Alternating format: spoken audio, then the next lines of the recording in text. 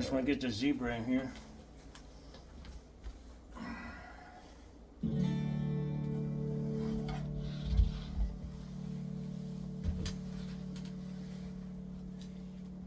Let's go to Alex Jones Live. So, I mean, basically, I just want to be on the same page with you, man. You're going to be putting some sounds coming from your machine onto a recorder, okay? I'm recording and then here. you want me to listen to them later and chime in on them. No. No, I mean, I don't No, just not hold today, a recorder, today, dude, right? You know? today, that's not Get a what we're bitch doing. in here to do that. Man. Today, that's not what we're doing. We're making history today. No one's ever done this before. Oh, come on. What do you think I've been doing, brother? Go live. Here it is. All right. Yeah, and I mean, First I time kept live everything in my ever in history on a lap steel. Okay, I'm listening. All of the members of the committee, it's an honor to be here before you today. I appreciate the opportunity to meet with so many of you. You see this? You see this? Hey, is that your baby? Oh, or that's something? my boy, yeah. Oh, all right. All right. Well, look at that. All right, I guess the boy. So it's barely Alex Jones. Now it's Tulsi Gabbard. This is live TV. Now through a original Gibson lap steel. Patriots, thank you for your love and support. That's coming out of your I'm machine. honored and grateful to President Trump for his trust and confidence in nominating me to serve our country as Director of National Intelligence. Got you. The slide. At a time when trust in the intelligence community, unfortunately, is at an all-time low. Chuck Schumer admitted a few years ago, to take on the intelligence community, they have 6 ways from Sunday at getting back at you. For too long, faulty, inadequate weaponized intelligence have led to costly failures and the undermining of our national security and God-given freedoms enshrined in the Constitution. The most obvious example of one of these failures is our invasion of Iraq based upon a total fabrication or complete failure of intelligence. This disastrous decision led to the deaths of tens of thousands of American soldiers, millions of people in the Middle East, mass migration, destabilization, undermining of the security and stability of our European allies, the rise of ISIS, strengthening of Al-Qaeda and other Islamist jihadist groups, and strengthening Iran. Here are just a few other examples. The American people elected Donald Trump as their president not once but twice. And yet the FBI and intelligence agencies were politicized by his opponents to undermine his presidency and falsely portray him as a puppet of Putin.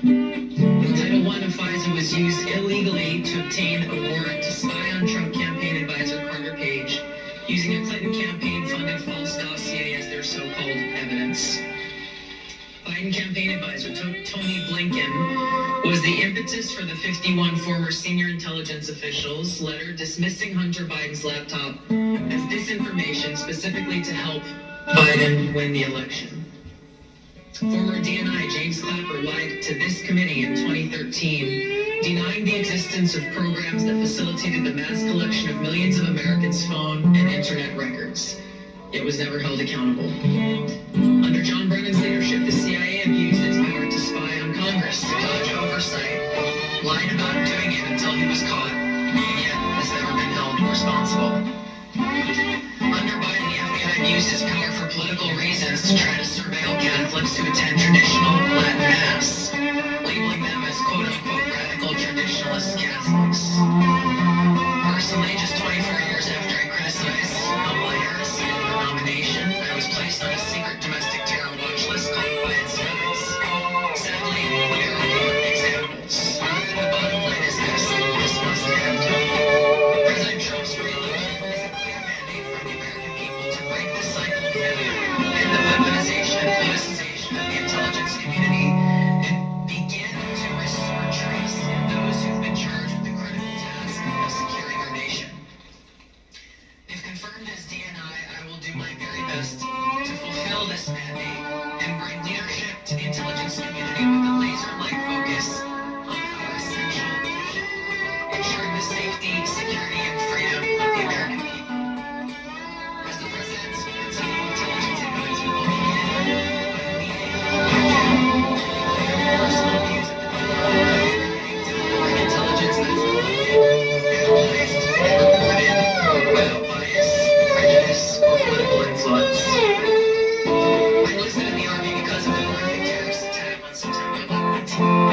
volunteered to deploy to Iraq in 2005, where I served in a medical unit. After nearly 22 years in uniform, 3 combat deployments to the Middle East and Africa, I'm now Lieutenant Colonel of the U.S. Army Reserve, where I serve as a battalion commander of soldiers in Oklahoma, Missouri, and Arkansas. I served in Congress for 8 years on Homeland Security, Foreign Affairs, and Armed Services committees. It's my experience in the military and in the halls of Congress that have given me a deep understanding of the complex challenges that our nation faces. In both roles engaging with world leaders, both roles being privy to high levels of intelligence. So I know firsthand how essential that capability of timely intelligence is to President. Yeah. I also know I'm the taking it. cost of intelligence failures. I even was watching you And work. look, that's trying to go every time. it's you go live. down, You can I'll see go the time. down. 9:22. 9:22, January 30th. Live. Sweet. First time ever. We're Pretty putting much Tulsi Gabbard Tell at it. this point. She's bring my experience Spirit leading time. to leading the intelligence community. And my day one priorities will be to assess Serve the God. environment, identify where gaps in our intelligence exist, integrate intelligence information sharing and objective collection and analysis to support the president and policymakers' decision making occur. I'll work to end the politicization of the intelligence community and ensure there is a clear mission focus in the IC on its core mission of this unbiased apolitical collection and analysis of intelligence to secure our nation. I'll work to rebuild trust through transparency and accountability. This is a national security imperative. And I'll work to assess and address efficiencies, redundancies, and effectiveness across ODNI to ensure focus of personnel and resources is on our Thank you, core brother. mission of national security. It's only our second day. There Give it us a is. break. There it is. I've owned this less than a week, Yeah, if you can we believe just that. met. I've never played this. I just met this guy yesterday, really. I've never worked this thing ever. It's the amp, little amp down here. And I worked it a little bit yesterday, but I'm better today. It's a Mustang T25, in case anybody's wondering. There you go. It's a starter kit. It's like, here it is.